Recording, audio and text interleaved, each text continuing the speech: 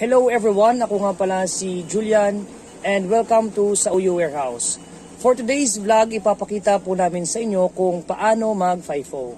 So una, ano nga ba ang FIFO? So FIFO is a method of inventory control where the items that come into the warehouse first are among the items first to leave the warehouse.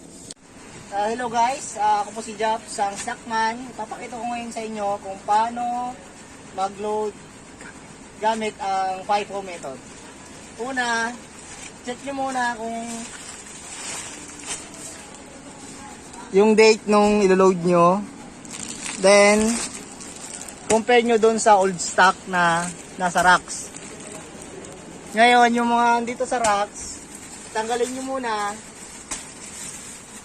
Then, ilo-load nyo yung bago. Para yung mga old na stocks dati dito, magpunta sa harap. Sa yung unang maubos.